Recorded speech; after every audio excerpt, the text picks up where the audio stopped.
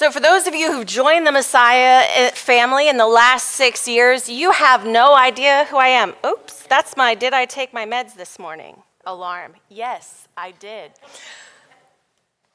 So I am Mother Tracy Duggar. About 15 years ago, our family joined the Messiah family. I became the children's minister, then the seminarian, then your assistant rector. And then I went off to have my own church for a while. And then, something happened. And I'm not able to have my own church. And as a matter of fact, this is the first time I'm preaching in about 2 years. So y'all are guinea pigs. And you're going to be kind. Now, today is Gaudete Sunday. Now, a bunch of you are going, what? Now, Gaudete sounds a lot like gaudy, right? Yes. Clearly, no one has ever called me gaudy. For those of you who may not know what gaudy means, it means that you're extra. It means that you like flashy, shiny things. And instead of that rule that says get ready and get dressed, look at yourself in the mirror and take something off before you leave, let's put on a few more things. Now, I have chosen to be gaudy in my life because it brings me joy. In fact, that's actually the root meaning of gaudy. Because Gaudete, gaudeo, I have joy. How did we pervert joy into a way to make fun of people? Because that's what you really mean when you call someone gaudy. It's a criticism. But for me, I choose gaudy because there are so few things actually in my life that I get to choose anymore. I am like an overgrown toddler now. I have my snackies, I've got my juice, and sometimes when I need to, I just lay down and take a nap. This baby lays flat. So, my hair, I chose it particularly for today. It's got purple with pink stripes, and it makes me happy. And you know what the second most common thing in the Bible is? Rejoice. You know what the first is? Fear not. Because they're two sides of the same coin. You know, comedians are the most likely people to struggle with mental health and to die from that struggle. Because the people who make a lifetime of choosing joy are doing it because they know the depths of despair. And that's where we find John. Imprisoned. The same John that leapt in his mother's womb because Jesus was near. One 6-month-old child, recognizing a tiny embryo, knew that that was his Messiah. And yet, by the time he's lived a lifetime of being a prophet, being kicked out of places, and now imprisoned, he doubts, he despairs. And that is when it is most important to once again choose joy. Joy is a choice. Happiness is not. Happiness is a feeling that it happens to us and with us, but joy we choose. And Mary knows a lot about how we can do that. Now, you heard it said, we read the Magnificat this morning. We're getting Latin lessons this morning. Do you know what Magnificat even means? I'll give you a hint. Magnify and Magnificat share the same word in Latin. Because what we are doing is we are taking something that we see God doing and we are magnifying it so that others can see it and choose to rejoice and be glad. Now, very few of us in the room probably grew up Catholic saying the Magnificat. I see we got one. But maybe you might want to more often. You'll find it on page 91 of the prayer book. You don't have to go there now. But you can use it as a template for choosing joy. Because what Mary does is she says, "Who am I to God? Blessed am I among women, for God has chosen his lowly handmaiden, me."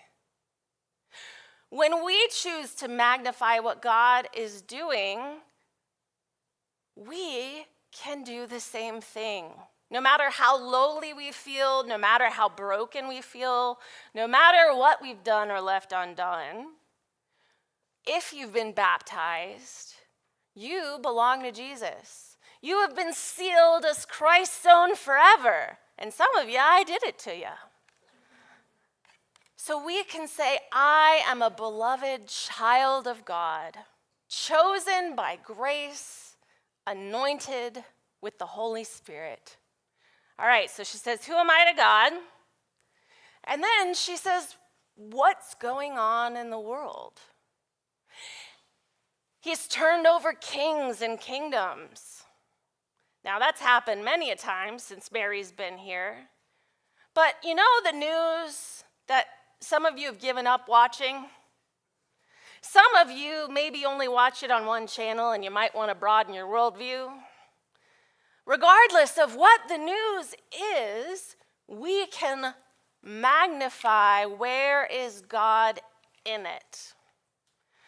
Because the worldview sells fear, we as Christians have the greatest commission to sell joy.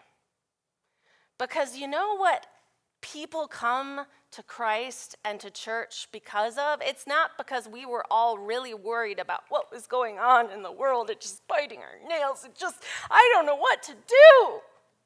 It's because we say, oh, yeah, the world's a little crazy right now. But God is still at work in his kingdom. God is still raising up new prophets. God is allowing old prophets to stand again, metaphorically. God is doing wonderful things. Did you see those full bins of toys as you came? That is the generosity of God working through his chosen people. You are doing awesome things, and we need to magnify those. Now, often we think that's bragging, or that's being self-centered, or maybe I am speaking for God. Well, Mary did it. We can too. You have the power to speak for God, and you don't have to go to seminary for $60,000. You can look at what God is doing in the world and proclaim it and magnify it. It's not exaggerating. It's allowing people to see what would otherwise get buried in the yuck of the world. And Mary is coming for a very important reason today. Do you know the context of why she sings this song?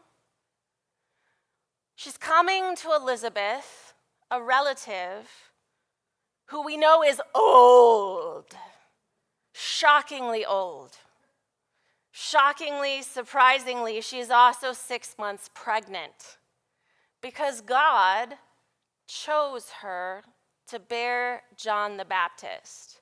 Now, it's been 6 months in her house, and 6 months, Zechariah, her husband, hasn't said a word. Now, I hear some of you saying that's a good thing. We can talk later. But imagine how lonely she feels. This is not the day of the telephone.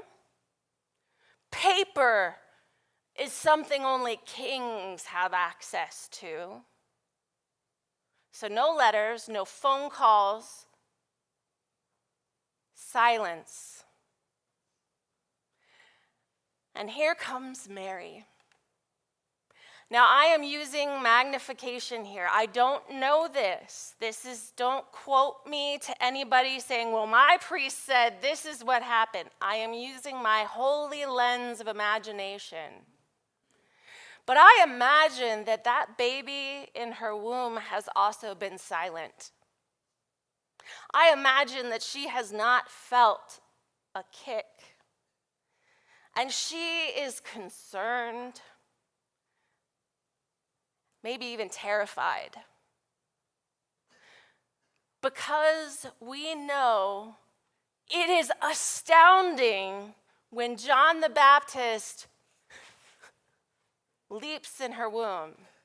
Now, for any of you who've ever been pregnant, you know once they start moving, you wish they'd stop and let you sleep. For those of you who haven't had that bodily experience, just punch yourself in the ribs a couple of times, drink 7 Gatorades, and then wait 3 hours to go to the bathroom, and you'll know a little bit about it. But here we have John leaping for joy. And in response, Elizabeth greets Mary and sings out how glad she is to see her. And that song that Mary replies back is what we read today. My sister, don't doubt your child will be born, because God is tearing down kingdoms. God made you pregnant. God will deliver on his promise. That's the message of today. God will deliver on his promise, but sometimes it takes a long time, particularly in that 3rd trimester. And that's the time that Mary spends with Elizabeth before going home again.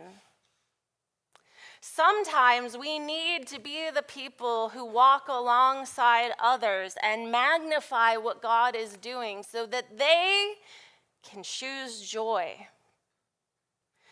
Because there's darkness all around. It's what Advent tells us. So I want you, when you go home today, to imagine writing your own Magnificat.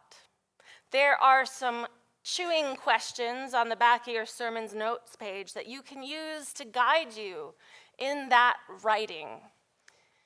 And I want you to do that and then share it.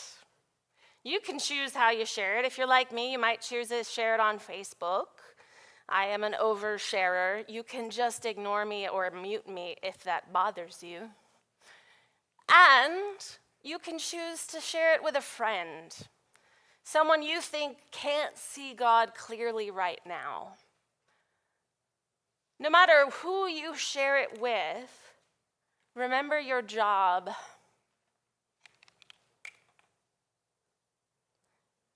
We're magnifying and rejoicing until God comes again.